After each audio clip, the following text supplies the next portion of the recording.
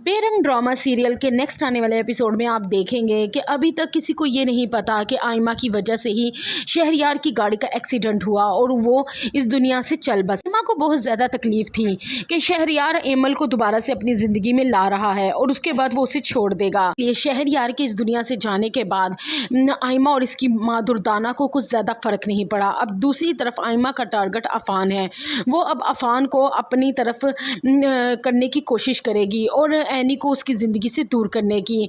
और अगले सीन में आप देखेंगे कि फाखरा जो अपने दूसरे बेटे शहरयार की मौत के बाद बिल्कुल टूट के रह चुकी है, सदमे से इतनी ज़्यादा दो चार है कि उसे अपनी बहन दुर्दाना और आयमा की साजिश का भी समझ नहीं आ रही।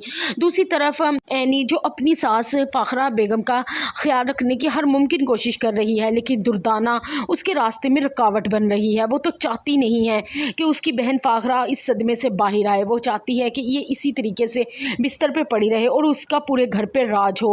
और अगले सीन में आप देखेंगे कि जब आयमा नाश्ते के लिए सबके साथ टेबल पर आने के लिए बैठने लगेगी तो उसे एनी रोकेगी कि तुम इद्दत में हो, तुम्हें अपने कमरे में रहना चाहिए क्योंकि वहाँ पे अफान भी है और जब तक तुम्हारी इद्दत नहीं पूरी हो जाए तो तुम उसके सामने नहीं आ सकती। उस पर आयमा को बड़ा गुस्सा आएगा और वह एनी को कहेगी तुम्हें मुझे बताने की कोई ज़रूरत नहीं है कि मैं इद्दत में हूँ या नहीं हूँ, और तुम कौन होती हो मुझे ये कहने वाली।